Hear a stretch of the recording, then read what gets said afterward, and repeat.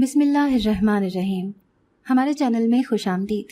جب سے میں مدرسے آنے جانے لگی تھی ایسا محسوس ہوتا تھا جیسے میرا کوئی پیچھا کرتا ہے۔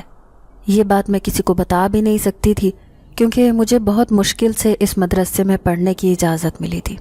اگر میں یہ بات بھائی کو بتاتی تو وہ مجھے مدرسہ چھوڑنے کو کہہ دیتا، حالانکہ میٹرک کرنے کے بعد ضد کر کے میں نے اس مدرسے میں داخلہ لیا تھا۔ دراصل میں ہمیشہ اول نمبر پر آتی تھی، اسی لیے ایک دن میری ٹیچر نے کہا کہ تمہیں حفظ کرنا چاہیے کیونکہ تمہارا دماغ اچھا ہے۔ یہی بات میرے ذہن میں بیٹھ گئی۔ جیسے ہی میں نے میٹرک کے پیپر دیے اس کے بعد میں نے فیصلہ کر لیا کہ میں حافظ قرآن بنوں گی۔ ہمارے علاقے میں ایک بہت بڑا مدرسہ تھا جس میں نوجوان لڑکیاں اور خواتین عالمہ اور حافظہ بن کر نکلتی تھیں۔ پھر میں نے بھی اس مدرسے میں داخلہ لے لیا، لیکن زیادہ پریشانی مجھے اس بات کی تھی کہ میں جس گلی سے گزر کر آتی تھی وہ گلی بالکل سنسان اور ویران سی تھی۔ اس گلی سے گزرتے ہوئے مجھے ہمیشہ ایسے لگتا جیسے کوئی میرے پیچھے پیچھے چلتا آ رہا ہے، لیکن میں اس بات کو نظر انداز کر دیتی۔ کافی دن تک میں اس بات کو اگنور کرتی رہی، لیکن ایک دن وہ ہوا جس نے میرے سر پر آسمان گرا دیا اور میرے ہوش اڑا دیے۔ میرا نام فاطمہ ہے۔ میرا تعلق ایک متوسط طبقے کے گھرانے سے تھا۔ میرے 3 بھائی تھے اور ہم 2 بہنیں۔ 2 بھائیوں کی شادی ہو چکی تھی، وہ الگ گھر میں رہتے تھے، جبکہ مجھ سے بڑی ایک بہن بھی شادی شدہ تھی۔ پھر میں تھی مجھ سے چھوٹی جو ابھی پڑھ رہی تھی۔ ایک بھائی ہمارے ساتھ ہی رہتا تھا، وہ ابھی تک کنوارا تھا۔ ہمارے ابو ایک چھوٹی سی کمپنی میں نوکری کرتے تھے۔ یوں ہمارے گھر کا گزارا اچھا چل رہا تھا، جبکہ امی گھر کا کام کاج کرتی تھیں، میں بھی ان کا ہاتھ بٹا دیا کرتی تھی۔ اب میں 17 برس کی تھی، اس لیے کالج میں داخلہ لینے کے بجائے میں نے مدرسے میں حفظ کرنے کا سوچا تھا، اور امی ابو میرے اس فیصلے سے خوش تھے کیونکہ ہمارے خاندان میں دور دور تک کوئی بھی حافظ قرآن لڑکی نہیں تھی۔ اب میں مدرسے اکیلی ہی آتی جاتی تھی کیونکہ ابو اور بھائی بھی اپنے کام میں مصروف رہتے تھے، اور پھر میرا کوئی چھوٹا کزن وغیرہ بھی نہیں تھا جس کے ساتھ میں آنے جانے کا بندوبست کر لیتی۔ یوں اکیلی ہی آنے جانے لگی۔ ویسے تو میرے ساتھ کوئی مسئلے مسائل نہیں تھے، لیکن ایک دن حیران رہ گئی جب میں نے اپنے پیچھے قدموں کی چاپ سنی۔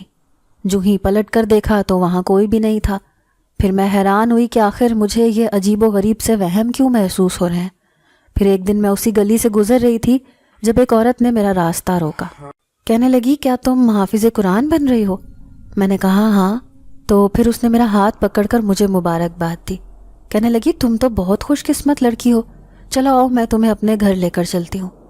میں بھلا اس انجان عورت کے ساتھ کیسے جا سکتی تھی؟ میں نے اس کے ساتھ جانے سے صاف انکار کر دیا۔ تو وہ کہنے لگی، ٹھیک ہے، ابھی تو میں تمہیں جانے دے رہی ہوں، لیکن جب تم قرآن حفظ کر لو گی تو تمہیں میرے ساتھ ایک بار چلنا پڑے گا۔ میں حیران ہو گئی، عجیب زبردستی ہے۔ یہی سوچ کر میں جلدی سے اسے خدا حافظ کہہ کر اپنے مدرسے کی جانب روانہ ہو گئی۔ وہ عورت کون تھی، کہاں رہتی تھی، میں یہ نہیں جانتی تھی، لیکن اس کا انداز بڑا عجیب تھا۔ پھر آخر کار مجھ سے رہا نہ گیا اور مدرسے میں پڑھنے والی میری سہیلی جس کا نام سدرا تھا، اسے میں نے یہ ساری بات بتا دی۔ وہ یہ بات سن کر بڑی ہی حیران رہ گئی۔ پھر کہنے لگی، یہ تمہارے ساتھ کب سے ہو رہا ہے؟ دیکھو یہ تو بہت پریشانی والی بات ہے۔ میں اسے کہنے لگی، مجھے تو ان چیزوں پر یقین نہیں ہے، لیکن ایسے لگتا ہے جیسے کوئی دوسری ہوائی چیز ہے جو میرا پیچھا کرتی ہے۔ لیکن ایسا کیوں ہو رہا ہے؟ میں تو ہر وقت خدا کی عبادت کرتی رہتی ہوں، وضو بھی کیا ہوا ہوتا ہے، برائی کی طرف بھی میرا دل مائل نہیں، پھر میرے ساتھ ایسا کیوں ہو رہا ہے؟ تو وہ کہنے لگی، دیکھو یہ مخلوق اچھی بھی ہوتی ہے اور بری بھی ہو سکتا ہے کہ تمہارے ساتھ آنے والی وہ مخلوق بہت نیک ہو۔ ان باتوں کو نظر انداز نہ کرو بلکہ ان پر غور کرنے کی کوشش کرو۔ اب وہ مجھے اپنے طریقے سے سمجھا رہی تھی۔ پھر میں نے اپنا راستہ بدلنے کا سوچا۔ ایک دن دوسری گلی سے جا رہی تھی جب اچانک ہی ایک نقاب پوش کالے برقعے میں ملبوس عورت میرے پاس سے گزر کر گئی۔ ابھی تھوڑا آگے ہی گئی تھی کہ اچانک اس نے مجھے پیچھے سے آواز دی۔ میں اس کی آواز پر رکنا نہیں چاہتی تھی، لیکن ایسے لگا جیسے کسی نے زبردستی مجھے روکنے کی کوشش کی ہو۔ جو ہی پلٹ کر دیکھا تو نقاب سے جھانکتی اس عورت کی آنکھیں مجھے ہی دیکھے جا رہی تھیں۔ پھر وہ 2 قدم چل کر میرے پاس آئی۔ کہنے لگی، تم نے اس گلی سے آنا جانا کیوں چھوڑا؟ پیاری لڑکی، ہم تو تمہاری خوشبو ہر روز محسوس کرتے تھے۔ یہ کہہ کر وہ میرے سامنے سے غائب ہو گئی۔ میں کسی بت کی طرح کھڑی رہ گئی. میرے قدم بھاری ہو گئے. بمشکل میں اپنے مدرسے پہنچی. وہ عورت کیوں میرے پیچھے پڑی ہے، ان کی بات مجھے سمجھ نہیں آ رہی تھی.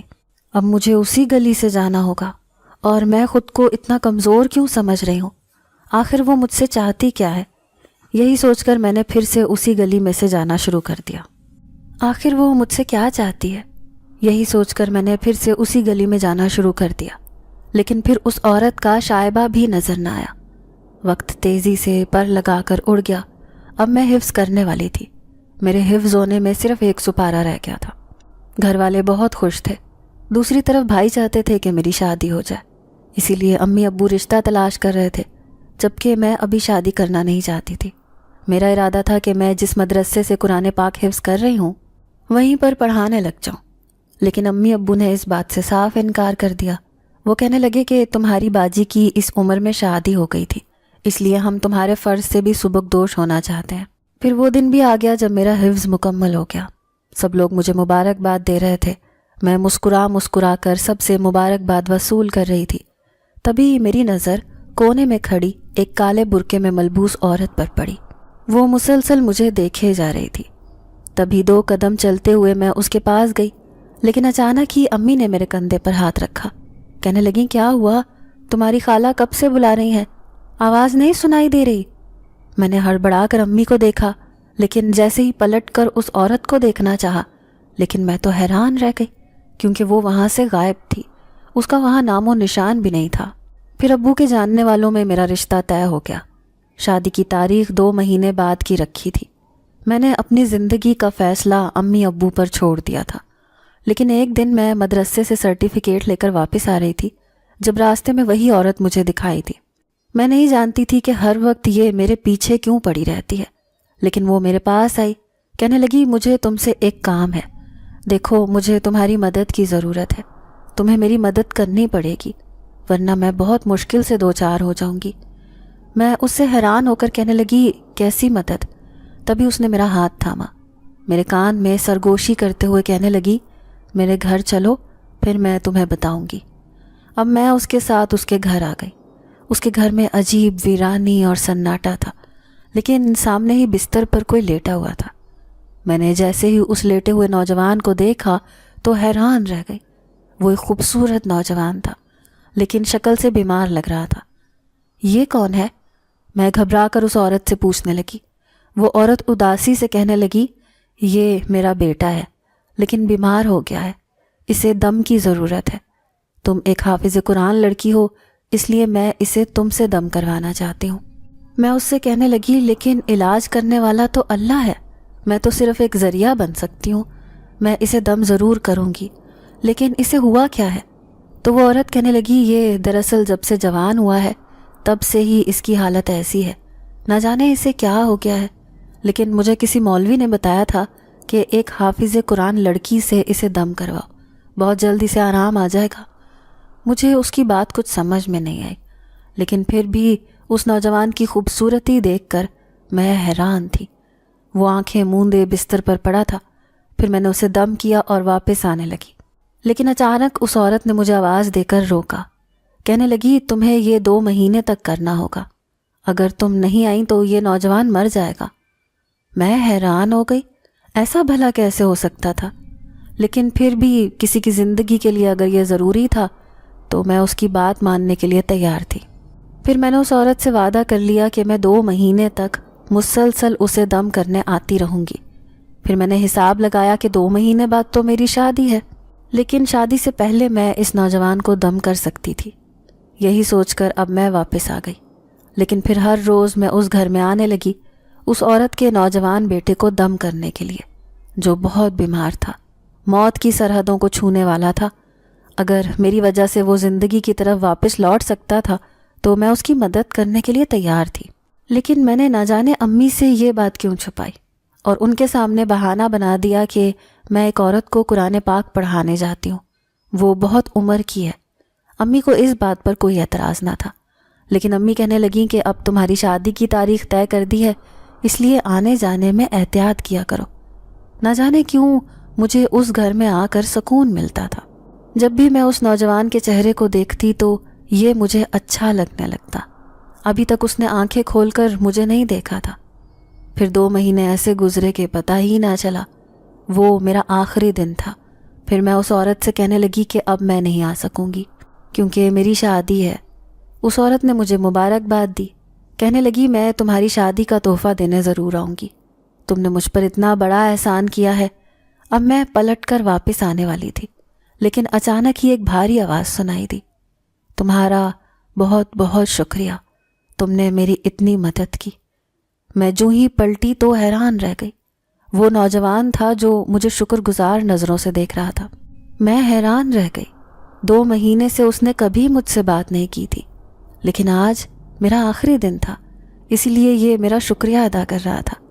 میں اس کی بات پر مسکرا دی اور گھر واپس لوٹ آئی۔ اب ہر طرف شہنائیاں بج رہی تھیں کیونکہ میں دلہن بن کر اپنے سسرال رخصت ہونے والی تھی۔ میں ایک حافظ قرآن لڑکی تھی، لیکن نہ جانے میری قسمت کیسی تھی یہ مجھے پتہ نہ تھا۔ پھر میں اپنے شوہر کے سنگ رخصت ہو کر آ گئی۔ میرے شوہر کا نام بشیر تھا، وہ کپڑے کا کاروبار کرتا تھا۔ میں صرف اس کے بارے میں اتنا ہی جانتی تھی، حتیٰ کہ میں نے اس کی تصویر بھی نہیں دیکھی تھی۔ نکاح ہونے کے بعد پہلی بار میں نے اسے اپنے سامنے دیکھا۔ وہ شکل و صورت سے اچھا تھا، لیکن جو ہی شادی کو 1 ہفتہ گزرا مجھے پتہ چل گیا کہ یہ لوگ بالکل بھی اچھے نہ تھے۔ نہ تو ان کے گھر کا ماحول اچھا تھا اور خود بشیر بھی ایک آوارہ مزاج قسم کا نوجوان تھا۔ میری شادی ایک ایسے انسان سے ہو گئی تھی جو بے انتہا عیاش انسان تھا۔ ان سے میرے گھر والوں کا بھی آنا جانا پسند نہیں تھا۔ اگر ذرا سی بھی کھانے میں دیر ہو جاتی تو وہ برتن اٹھا کر پھینک دیا کرتا تھا۔ میں حیران تھی کہ آخر مجھے کس بات کی سزا ملی تھی جو میرا نصیب ایسے انسان سے جڑ گیا تھا۔ وہ مجھے میرے گھر والوں سے بھی ملنے نہ دیتا، پھر میں کس سے شکایت کرتی؟ اب گھٹ گھٹ کر سسرال میں زندگی گزارنے لگی۔ پھر مجھ پر یہ انکشاف ہوا کہ مجھ سے شادی کرنے پر اس کی رضامندی شامل نہیں تھی۔ وہ اپنی ایک کزن کو پسند کرتا تھا جو بہت پڑھی لکھی اور خوبصورت تھی، ماڈرن زمانے کی لڑکی جو کسی کی بھی پسند ہو سکتی تھی۔ میرے اندر وہ خوبیاں نہ تھیں۔ میں ایک سیدھی سادی پڑھی لکھی تھی، حافظ قرآن تھی، لیکن میرے سسرال والوں نے میری اس چیز کی قدر نہیں کی۔ میں جب بھی نماز پڑھنے لگتی تو وہ سمجھتے میں شاید کوئی جادو ٹونا وغیرہ کر رہی ہوں۔ میری ساس بھی لوگوں کے سامنے کہتی کہ ہماری بہو تو تعویذ گنڈے والی ہے، نہ جانے کیا کیا جادو ٹونے کرتی رہتی ہے، تبھی تو بیٹا قابو میں نہیں ہے۔ حالانکہ میں نے تو سوچا تھا کہ شادی ہوگی تو بیٹا سدھر جائے گا، لیکن یہ تو اور بھی بگڑ گیا ہے۔ اگر وہ ایسا تھا تو اس میں میرا کیا قصور تھا؟ میری تو خود زندگی جہنم بن گئی تھی۔ اب میں دن رات روتی رہتی، ایک پل بھی مجھے سکون نہیں مل رہا تھا۔ پھر جلد ہی مجھے یہ خوشخبری ملی کہ میں حاملہ ہوں۔ اب تو میں دن رات آنسو بہاتی رہتی۔ ایسے ماحول میں رہ کر ایسے لگتا ہے جیسے میں پاگل ہو جاؤں گی۔ پھر ایک دن میں حیران رہ گئی جب مجھ سے ملنے کوئی آیا۔ میری ساس بلند آواز میں مجھے پکار رہی تھی۔ جیسے ہی میں باہر گئی تو سامنے بیٹھی عورت کو دیکھ کر حیران رہ گئی۔ اس عورت کو بھلا میں کیسے بھول سکتی تھی؟ پھر میں اسے لے کر اپنے کمرے میں آ گئی۔ وہ میرے سامنے بیٹھی، کہنے لگی تم تو بہت اچھی لڑکی تھی، لیکن اب تمہاری کیا حالت ہو گئی ہے؟ پھر میں اس کے سامنے رونے لگی اور بتایا کہ کس طرح شادی کے بعد میری زندگی جہنم بن گئی ہے۔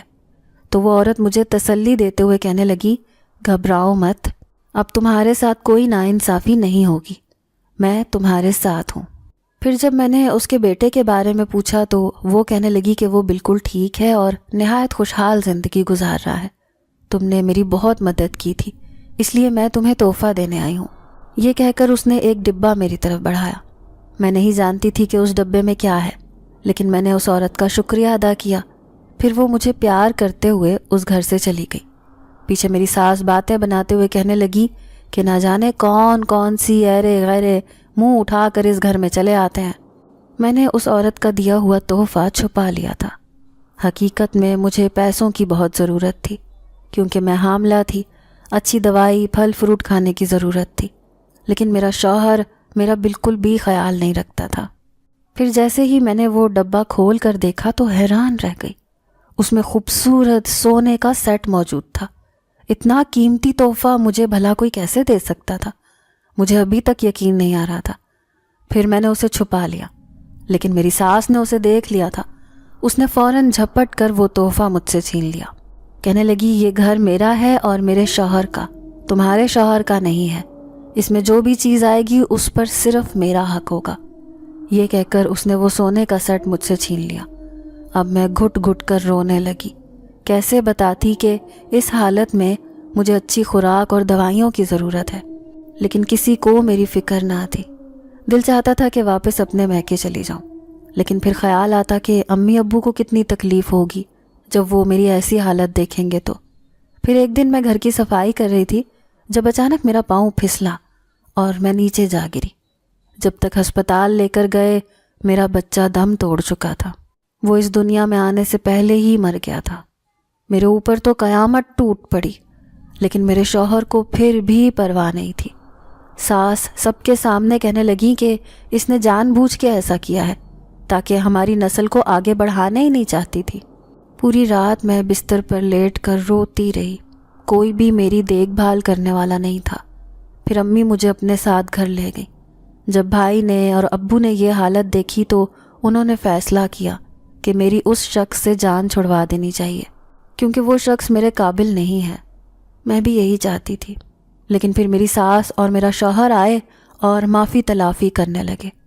ایک بار پھر مجبور ہو کر میں ان کے ساتھ آ گئی، لیکن شاید میرا شوہر مجھ سے بدلہ لینا چاہتا تھا، اس لیے اس دن اس نے مجھ پر ظلم و ستم کے پہاڑ توڑ ڈالے اور مجھے آدھی رات کو گھر سے نکال دیا۔ میں بے یار و مددگار گلیوں میں بھٹک رہی تھی۔ میرے پاس تو اتنے پیسے بھی نہیں تھے کہ رکشے میں اپنے ماں باپ کے گھر چلی جاتی، لیکن ابھی اس سنسان سی گلی میں اکیلی بیٹھی خوف سے کانپ رہی تھی جب دور سے آتا ہوا مجھے ایک نوجوان دکھائی دیا۔ وہ نرمی سے کہنے لگا، آپ یہاں کیوں بیٹھی ہیں؟ کس نے آپ کے ساتھ ایسا کیا ہے؟ میں نے روشنی میں اس کی شکل پہچان لی تھی۔ کبھی میں اسے دم کرنے اس کے گھر جاتی تھی، لیکن آج تو گلی میں جلنے والے بلب کی روشنی میں اس کا چہرہ بہت روشن لگ رہا تھا۔ میں اسے دیکھ کر حیران رہ گئی۔ پھر اس نے میرے سر پر ہاتھ رکھا، کہنے لگا، اگر آپ کے پاس کوئی ٹھکانہ نہیں ہے تو آپ میرے ساتھ چلیں۔ دیکھیں، دنیا میں جو انسان غلط کرتا ہے اس کے ظلم کے خلاف آواز اٹھانی چاہیے، ورنہ وہ آپ پر حاوی ہو جائیں گے۔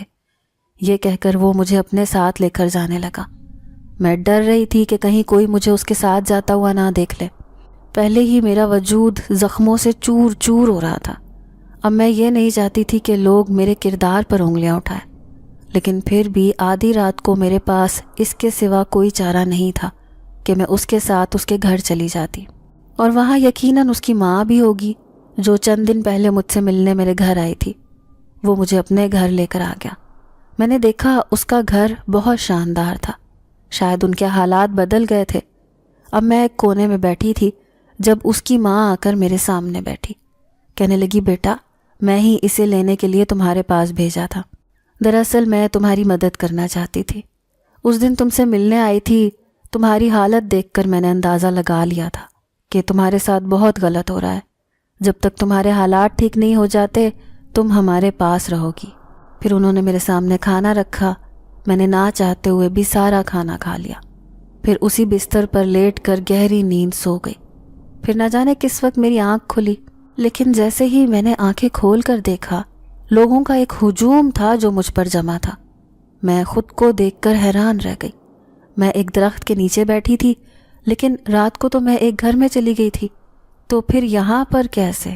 میں ہکا بکا سی ان سب لوگوں کی شکل دیکھ رہی تھی۔ پھر ایک بڑی عمر کا آدمی مجھے کہنے لگا، بیٹا کون ہو تم اور یہاں کیسے بیٹھی تھی؟ دیکھو یہ جگہ ویران ہے، تمہارا یہاں رہنا ٹھیک نہیں ہے۔ میں خود نہیں جانتی تھی کہ میں یہاں کیسے پہنچی۔ مجھے لانے والا وہ نوجوان اور اس کی ماں کہاں گئے؟ یہاں پر تو ان کا گھر تھا۔ اب میں پاگلوں کی طرح چاروں طرف دیکھ رہی تھی۔ تبھی ایک دوسرا آدمی کہنے لگا کہ لگتا ہے یہ ذہنی مریض ہے، شکل سے بھی ٹھیک نہیں لگتی۔ پھر اس کی حالت ایسی کس نے کی؟ میں بری طرح خوفزدہ ہو گئی۔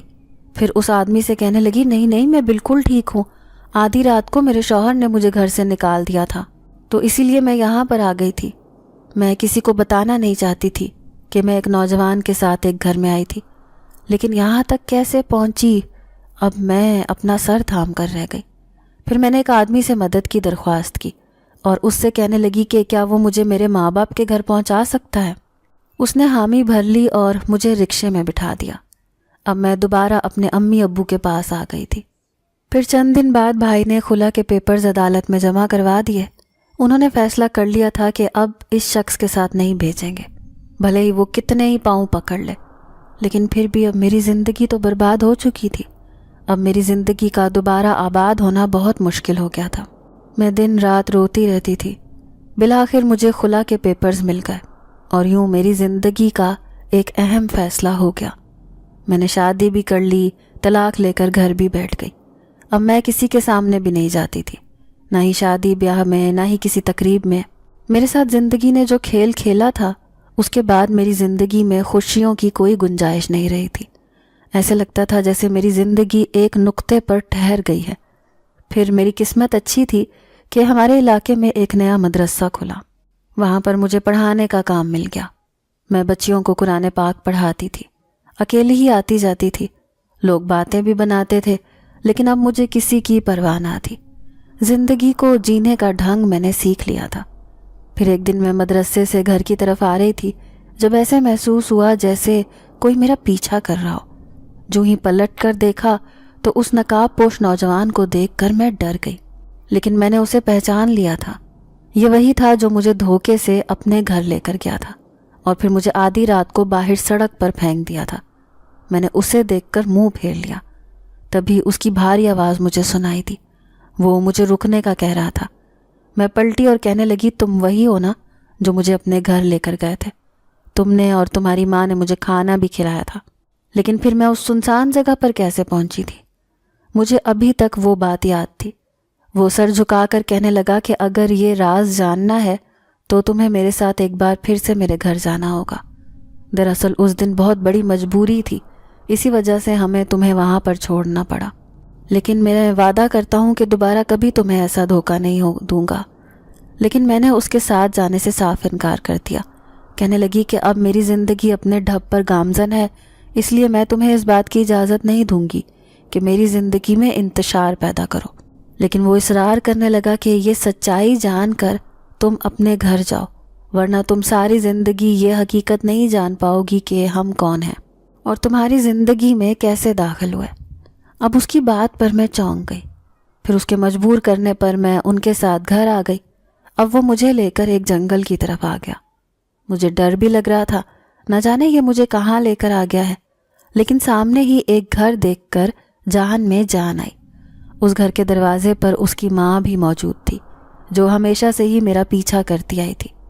میں غصے سے اسے کہنے لگی، یہ تم مجھے کہاں لے آئے ہو؟ تو وہ کہنے لگا، گھبراؤ مت، یہاں پر ہم رہتے ہیں، لیکن مجبوری کے باعث ہم اپنے قبیلے میں نہیں جا سکتے، اس لیے تمہیں ہماری بات سن کر جانا ہوگا۔ پھر وہ عورت کہنے لگی کہ آج میں تمہیں سچائی بتانا چاہتی ہوں کہ تمہاری وجہ سے ہم اپنے قبیلے میں جانے والے ہیں۔ تم نہیں جانتی، پچھلے کئی سالوں سے ہم ان سے دور تھے، لیکن اب ہم واپس جانے والے ہیں۔ مجھے ان کی کوئی بھی بات سمجھ میں نہیں آ رہی تھی۔ پھر وہ نوجوان کہنے لگا، دراصل تمہیں یہ جان کر حیرانی ہوگی کہ ہم دونوں کوئی انسان نہیں بلکہ جنات ہیں۔ یہ میری ماں جن زادی ہیں اور میں ایک جن زادہ ہوں۔ کئی سالوں پہلے جب میں اپنے قبیلے میں پیدا ہوا تھا تو میرے اندر بہت سی کمزوریاں تھیں۔ میں ایک جن زادہ نہیں بن سکتا تھا کیونکہ جن بہت زیادہ طاقتور ہوتا ہے، جبکہ میں طاقت سے محروم تھا۔ پھر ایک قبیلے کے عامل نے سردار کو بتایا کہ اگر یہ قبیلے میں رہے گا تو قبیلہ اور کمزور ہو جائے گا، اس لیے ان دونوں ماں بیٹے کو قبیلے سے نکال دینا چاہیے۔ یوں ہمیں راتوں رات اس قبیلے سے نکال دیا گیا۔ پھر ہم بھٹکتے ہوئے انسانوں کی دنیا میں چلے آئے، لیکن یہاں آ کر تو ہماری زندگی اور بھی مشکل ہو گئی، کیونکہ ہم جس علاقے میں بھی رہتے وہیں پر لوگ ہمیں اذیت دے کر نکال دیتے۔ اب میں بھی ایک کمزور جن زادہ تھا، لیکن پھر اچانک ایک درویش فقیر جو کہ ایک جنات تھا، وہ فقیر کی شکل میں ہمارے دروازے پر آیا۔ تب میری ماں نے اسے ساری بات بتائی تو وہ کہنے لگا کہ جیسے ہی یہ جن زادہ جوان ہونے پر آئے تو اسے ایک حافظ قرآن لڑکی سے دم کروانا۔ 2 مہینے کے دم سے یہ بالکل ٹھیک ہو جائے گا، اس کے اندر کوئی کمزوری نہیں رہے گی۔ تو میری ماں اس لڑکی کو تلاش کرنے لگی۔ اس کی نظر تم پر پڑی تو وہ شروع سے ہی تمہارے پیچھے پیچھے جانے لگی، روزانہ تمہارا پیچھا کرنا۔ لیکن اسے یہ جان کر حیرانی ہوئی کہ ابھی تم حافظ قرآن نہیں تھی، لیکن تم حافظ قرآن بننے والی تھی۔ اسی لیے میری ماں چاہتی تھی کہ تم ہی میرے پاس آ کر وہ دم کرو۔ یوں جب تم نے قرآن حفظ کر لیا تو وہ تمہیں لے کر آ گئی، لیکن تم یہ حقیقت نہیں جانتی تھی کہ ہم انسان نہیں بلکہ جنات ہیں۔ اب میں بالکل ٹھیک ہو گیا تھا۔ پھر میری ماں کہنے لگی کہ اب ہم قبیلے میں واپس چلتے ہیں، سردار ہمیں قبول کر لیں گے۔ لیکن میں ان سے کہنے لگا کہ پہلے میں اپنی طاقتیں حاصل کرنا چاہتا ہوں اور ایک طاقتور جن ذات بن کر اپنے قبیلے میں واپس جاؤں گا۔ تو میں کئی دن تک عملیات کرتا رہا اور آج ایک طاقتور جن ذات بن گیا ہوں۔ میں جانتا ہوں کہ اس دن میں نے تمہارے ساتھ بہت غلط کیا۔ دراصل قبیلے کے سردار نے اپنے جن زادوں کو بھیجا تھا، وہ بھی مجھے لینے کے لیے، لیکن میں ان کے ساتھ نہیں جانا چاہتا تھا۔ اس لیے میں اور میری ماں ایک جگہ پر چھپ گئے اور ہم نے تمہیں ایک درخت کے نیچے لٹا دیا۔ یوں وہ جن زادے ساری رات ہمیں تلاش کرتے رہے، لیکن ہم کہیں پر بھی نظر نہیں آئے۔ پھر جب ہم تمہیں لینے یہاں پر پہنچے تو تم پہلے ہی اپنے گھر چلی گئی تھیں۔ لیکن آج ہم تمہارے احسان کا بدلہ چکانا چاہتے ہیں، اس لیے تمہاری مدد کرنا چاہتے ہیں۔ میں یہ جان کر حیران رہ گئی کہ وہ انسان نہیں بلکہ جنات تھے، اور اب اس وقت میں ان کے سامنے کھڑی تھی۔ پھر میں خوف سے کانپتے ہوئے کہنے لگی، کیا تم لوگ ابھی تک اپنے قبیلے میں واپس نہیں گئے؟ تو وہ جن زادی کہنے لگی، نہیں، کیونکہ ہم پہلے تمہارے کیے ہوئے احسان کا بدلہ چکانا چاہتے ہیں، اس کے بعد ہی ہم اپنے قبیلے میں واپس جائیں گے۔ اس کے بعد وہ جن ذات کہنے لگا کہ تمہاری جو خواہش ہے وہ تم مجھے بتاؤ، اس کے بعد ہم اپنے قبیلے میں واپس جائیں گے۔ اب میرا دل زور زور سے دھک دھک کرنے لگا، ایسی کون سی خواہش میں ان سے پوری کرواؤں؟ پھر میں نے ان سے کہا کہ میں ایک بہت بڑا مدرسہ بنانا چاہتی ہوں اور وہاں پر جو کچھ میں نے سیکھا ہے اسے دوسرے بچوں کو سکھانا چاہتی ہوں۔ وہ جن زیادہ میری بات سن کر مسکرایا، کہنے لگا، تمہاری یہ خواہش ہم پوری کریں گے، بھلے اس کے لیے ہمیں کچھ بھی کرنا پڑے۔ اب جن زادی اور اس جن زادے نے مجھ سے وعدہ کر لیا۔ اب میں گھر آ گئی۔ ان کا ساتھ پا کر میں اپنے آپ کو کچھ مضبوط تصور کر رہی تھی، ورنہ زندگی جینے کی امنگ تو میرے اندر سے ختم ہی ہو گئی تھی۔ مجھے ابھی تک یقین نہیں آیا تھا کہ وہ دونوں ماں بیٹے جنات تھے جو کب سے میرے پیچھے لگے ہوئے تھے، اور میں نے ان جنات کی مدد کی تھی۔ ابھی تک مجھے خود پر یقین نہیں آ رہا تھا۔ پھر میں نے اپنی پہلے والی مدرسے میں پڑھانا چھوڑ دیا، کیونکہ وہاں کا نگران مجھ پر بری نظر رکھنے لگا تھا۔ وہ اکثر مجھ سے آتے جاتے کہتا کہ تم مجھ سے دوسری شادی کر لو، میں تمہیں بہت خوش رکھوں گا، حالانکہ وہ پہلے سے ہی شادی شدہ 5 بچوں کا باپ تھا اور عمر میں مجھ سے بہت بڑا تھا۔ پھر میں نے وہاں آنا جانا چھوڑا تو امی ابو کہنے لگے کہ کوئی ضرورت نہیں ہے گھر سے باہر نکلنے کی، ویسے بھی آج کل زمانہ ٹھیک نہیں ہے۔ میں جانتی تھی کہ زندگی نے مجھے بہت سے دھوکے دیے ہیں، اب مزید ایسے دھوکے کھانے کی مجھ میں تاب نہ تھی۔ اب میں اسی انتظار میں تھی کہ کب وہ جن زادہ مجھے خوشخبری سنائے کہ انہوں نے میرے لیے وہ مدرسہ بنوا دیا ہے جس کی میں نے خواہش کی تھی۔ ایک دن میں کچن میں کام کر رہی تھی جب امی نے آ کر کہا کہ کوئی عورت تم سے ملنے آئی ہے۔ میرے پورے وجود میں ایک عجیب سا خوف پیدا ہو گیا۔ میں سمجھ گئی کہ وہ عورت وہ جن زادی ہے جو مجھ سے ملنے آئی ہے۔ جب میں نے اس کی شکل دیکھی تو وہ نقاب میں مجھے دیکھے جا رہی تھی۔ پھر میں اسے لے کر کمرے میں چلی گئی۔ پھر وہ سرگوشی کرتے ہوئے کہنے لگی کہ گڑیا، تمہاری خواہش پوری ہونے والی ہے، ہم نے اس مدرسے کی تعمیر شروع کروا دی ہے، کچھ ہی دنوں کے بعد تم وہاں کی مالکن بن جاؤ گی، پھر تمہاری ایک پہچان ہوگی۔ وہ مجھے خوشخبری سنا رہی تھی۔ مجھے یقین نہیں آ رہا تھا کہ جلد ہی میرا بھی ایک مدرسہ ہوگا جس کا خواب میں نے شروع سے ہی دیکھا تھا۔ پھر وہ مجھے خوشخبری دے کر چلی گئی۔ اب میں بہت خوش پورے گھر میں گھوم رہی تھی۔ امی نے بھی میرا خوشی سے نہال چہرہ دیکھ لیا۔ پھر وجہ پوچھی تو میں نے انہیں کچھ بھی نہ بتایا۔ پھر کچھ دن گزرے تھے جب وہ جن زادہ مجھے اپنے ساتھ لے آیا۔ جیسے ہی میں اس کے ساتھ اس جنگل کے پاس آئی تو حیران رہ گئی۔ بستی کے سب سے آخری کونے میں اس نے وہ مدرسہ بنوا دیا تھا۔ یہاں پر بچوں کا آنا جانا بھی بہت آسان تھا۔ مجھے یقین نہیں آ رہا تھا کہ اب اس مدرسے میں پڑھاؤں گی۔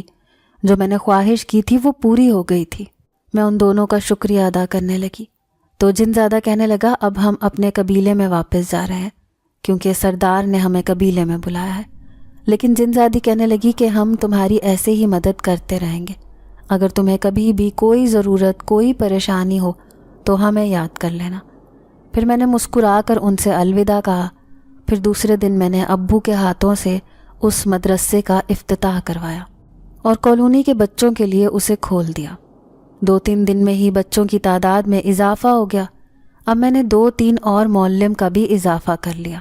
وہ ساری لڑکیاں ہی تھیں جو میری طرح مجبور، بے بس، گھروں سے باہر نہیں نکل سکتی تھیں۔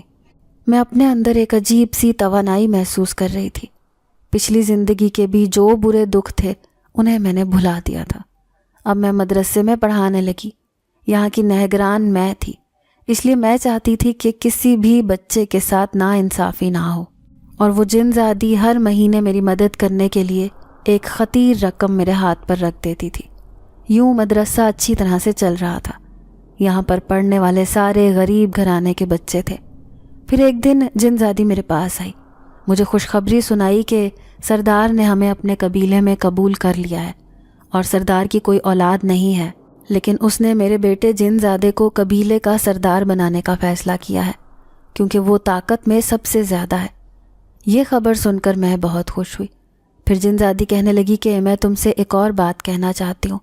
دراصل ہمارے قبیلے میں بہت سے ایسے بچے ہیں جو مدرسے میں پڑھنا چاہتے ہیں، انہیں قرآن پاک پڑھنے کی خواہش ہے۔ اگر تم ان کی خواہش پوری کر دو تو تمہیں ثواب بھی ملے گا، اور اس کے ساتھ ان کی خواہش بھی پوری ہو جائے گی۔ میں نے کہا کیوں نہیں، یہ مدرسہ سب کے لیے ہے، چاہے وہ انسان کے بچے ہوں یا پھر جنات کے۔ پھر جن زادی کہنے لگی کہ لیکن وہ بچے رات میں پڑھنے کے لیے آیا کریں گے، کیونکہ دن میں وہ خود کو ظاہر نہیں کر سکتے۔ میں نے ان سے کہا کہ ٹھیک ہے، مجھے اس پر کوئی اعتراض نہیں۔ پھر اس مدرسے میں بچے نہ صرف رات کو پڑھنے آتے بلکہ دن میں بھی۔ یہ الگ بات تھی کہ دن میں آنے والے بچے انسانوں کے تھے، جبکہ رات میں آنے والے بچے جنات کے، جنہیں صرف میں پڑھاتی تھی۔ لیکن کالونی کے لوگوں نے محسوس کر لیا تھا کہ مدرسے میں رات کو بچوں کے پڑھنے کی آوازیں آتی ہیں۔ میں یہ بات جان کر بہت خوفزدہ تھی کہ کہیں کسی پر یہ راز نہ کھل جائے کہ مدرسہ تعمیر کروانے والے جنات ہی ہیں جنہوں نے میری مدد کی ہے۔ پھر ایک رات میں مدرسے کی طرف آ رہی تھی جب پیچھے سے مجھے کسی نے آواز دی۔ میں نے پلٹ کر دیکھا تو گھبرا گئی۔ یہ مسجد کا امام تھا جو مجھے کہنے لگا کہ میں جان گیا ہوں تمہارے مدرسے میں جنات کے بچے پڑھتے ہیں۔ ایک دن میں وہاں سے گزر رہا تھا تو میں نے ایک بچے کی عجیب و غریب حرکتیں دیکھی۔ پھر میں نے مدرسے میں جھانک کر دیکھا تو سارے بچے ہی جنات کے تھے، اور تم انہیں بڑے آرام سے پڑھا رہی تھی۔ کیا تمہیں ڈر نہیں لگتا؟ پہلے تو میں خاموش رہی، پھر میں نے جواب دینے کا فیصلہ کیا۔ امام صاحب سے کہنے لگی کہ ڈر کیسا، وہ بھی اللہ کی بنائی ہوئی مخلوق ہیں۔ انہوں نے مجھ سے اس مدرسے میں پڑھنے کی خواہش کی تھی، اور میں ان کی یہ خواہش پوری کر رہی ہوں۔ وہ میری بات سن کر خاموش ہو گئے۔ پھر کہنے لگے تم بہت اچھا کام کر رہی ہو، بلا شبہ تم نے اپنے حافظہ ہونے کا حق ادا کر دیا۔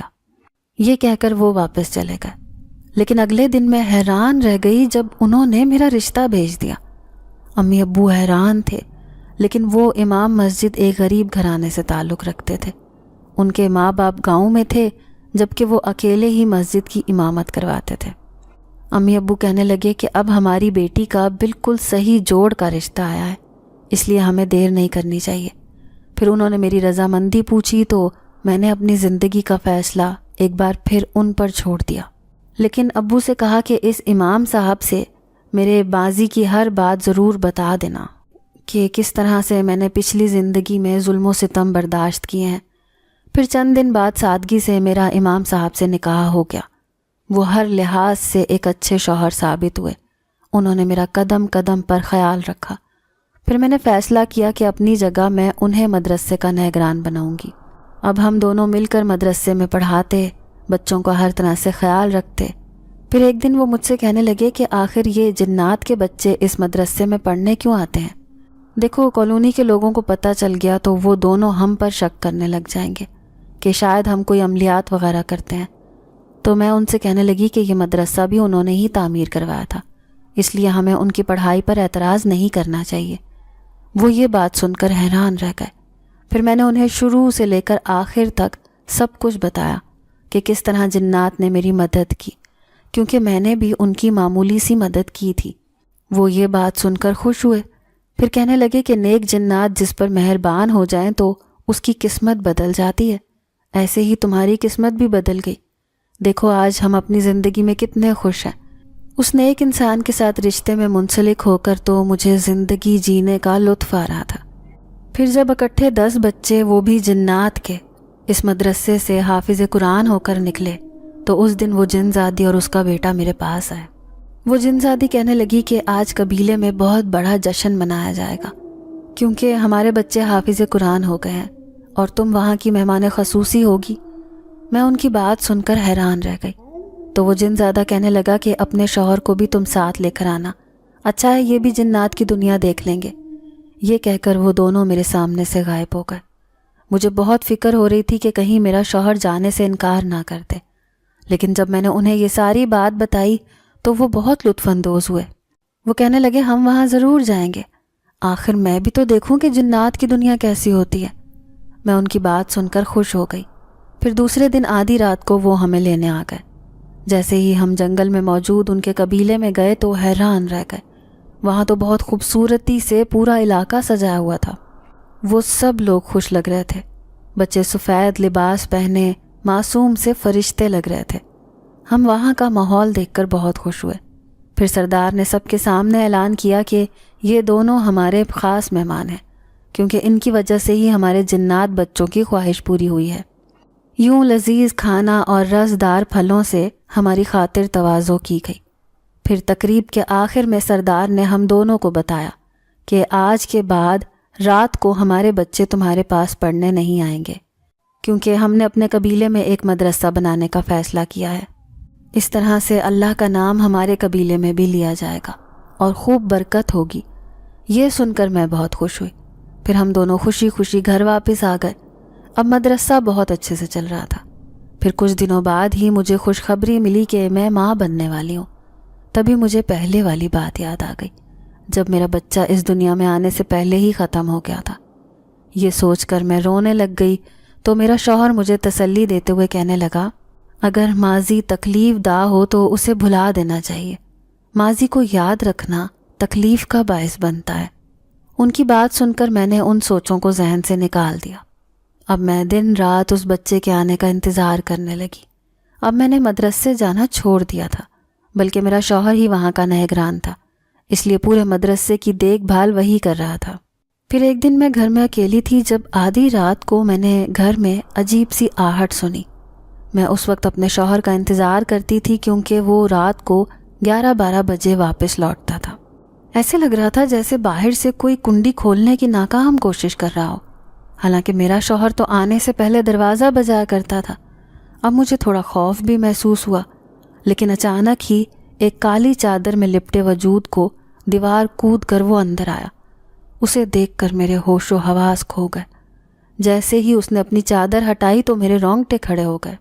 سامنے کوئی اور نہیں بلکہ میرا سابقہ شوہر تھا، جس نے مجھے طلاق دے دی تھی اور مجھ پر ظلم و ستم کے پہاڑ توڑے تھے۔ میں اسے دیکھ کر غصے سے پاگل ہو گئی اور چیختے ہوئے کہنے لگی کہ وہ یہاں کیوں آیا ہے۔ تب اس نے مکروا چہرے سے مجھے دیکھا، کہنے لگا تم تو اپنی زندگی میں خوش ہو، لیکن دیکھو میرا سب کچھ برباد ہو گیا اور اسے برباد کرنے والی تم ہو۔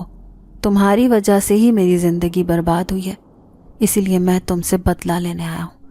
میں جانتا ہوں تم پھر سے حاملہ ہو، لیکن میں تمہارا حمل ایک بار پھر سے ضائع کر دوں گا۔ یہ کہہ کر وہ خطرناک ارادوں سے میری طرف بڑھا تو میں اللہ سے مدد مانگنے لگی، لیکن اچانک ہی ہم دونوں کے بیچ میں کوئی حائل ہو گیا۔ میں اسے دیکھ کر خوف سے تھر تھر کانپنے لگی۔ وہ کوئی اور نہیں بلکہ وہی جن زادہ تھا۔ پھر جب جن زادے نے اس کے سامنے اپنا اصلی روپ دکھایا تو وہ خوف کی کیفیت سے پاگل ہونے کو ہو گیا۔ میرے سامنے ہاتھ جوڑ جوڑ کر کہنے لگا کہ مجھے معاف کر دو، میں دوبارہ کبھی تمہیں ستانے نہیں آؤں گا۔ لیکن جن زادے نے اسے ایسی سزا دی کہ وہ دوبارہ شاید چلنے کے بھی قابل نہیں رہا ہوگا، کیونکہ وہ خود بخود اوپر سے نیچے گر گیا تھا۔ پھر وہ گھسٹتا ہوا وہاں سے بھاگنے کی ناکام کوشش کرنے لگا۔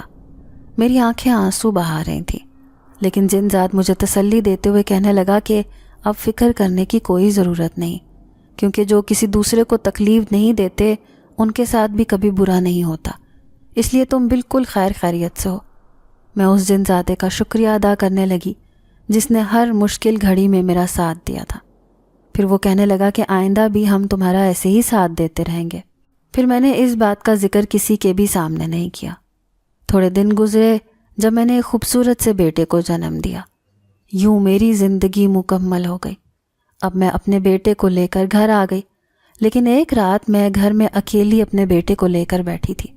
جب وہ جن زادی میرے سامنے آئی، میں اسے دیکھ کر گھبرا گئی، تو وہ کہنے لگی میں اپنی خواہش پوری کرنے آئی ہوں۔ دراصل مجھے شروع سے ہی بچوں کے نام رکھنے کا شوق ہے، اسی لیے تمہارے بیٹے کا نام میں رکھنا چاہتی ہوں۔ میں اس کی فرمائش سن کر مسکرا دی۔ کہنے لگی کیوں نہیں، تم اپنی مرضی سے اس کا نام رکھ سکتی ہو۔ پھر اس نے ایک خوبصورت سا نام بتایا اور میں نے اپنے بیٹے کا نام وہی رکھ لیا۔ میں جانتی ہوں کہ جس طرح سے ان دونوں نے میری حفاظت کی، اسی طرح سے وہ میرے بیٹے کے اوپر بھی آنچ نہیں آنے دیں گے۔ اب میں گھر میں اکیلی بھی ہوتی ہوں تو مجھے ڈر نہیں لگتا۔ اپنے بیٹے کو پا کر میری زندگی مکمل ہو گئی ہے۔ کبھی کبھار میں اپنے امی ابو سے ملنے جاتی ہوں تو وہ بھی مجھے دیکھ کر خوشی کا اظہار کرتے ہیں۔ امی کہتی ہیں کہ دیکھو میری بیٹی نے تو کبھی کسی کا برا نہیں چاہا، لیکن پھر بھی زندگی نے اس کے ساتھ کتنا برا کیا، لیکن آج وہ ہر چیز کو شکست دینے میں کامیاب ہو گئی اور آج میری بیٹی اپنی زندگی بہت اچھے سے گزار رہی ہے۔ اب میں امی کو کیسے بتاتی کہ اگر وہ جنات میری مدد نہ کرتے تو شاید میں اپنی زندگی کبھی کامیاب نہیں کر سکتی تھی۔ ہو سکتا تھا کہ میں بوجھ بن کر اپنی زندگی گزارتی رہتی۔ آج نہیں تو کل سب لوگ مجھے بوجھ سمجھنا شروع کر دیتے، لیکن پھر ان کی مدد سے میں نے اپنے لیے مدرسہ بنوایا، جس کی وجہ سے میں ساری پریشانیوں کو شکست دینے میں کامیاب ہو گئی۔ آج بھی مدرسہ ویسے ہی چل رہا ہے۔ وہاں ہر سال سینکڑوں بچے حافظ قرآن بن کر نکلتے ہیں۔ دن بدن وہ ترقی کر رہا ہے۔ میں چاہتی ہوں کہ وہ ہمیشہ ایسے ہی چلتا رہے، بنا کسی کی مدد کے، غریب بچوں کی یوں ہی مدد کرتے رہیں تاکہ وہ اپنے دل کی ہر خواہش پوری کر سکیں، جس طرح کبھی میں نے اپنے حافظ قرآن بننے کی خواہش پوری کی تھی۔ ناظرین، اگر آپ کو آج کی یہ کہانی اچھی لگی ہو تو ویڈیو کو لائک ضرور کریں۔ اگر آپ کو ایسی دہشت ناک دل کو جکڑ دینے والی کہانیاں پسند ہیں تو ایسی ایک کہانی روزانہ سننے کے لیے ہمارے چینل کو سبسکرائب کریں۔ اجازت چاہتے ہیں، اللہ حافظ۔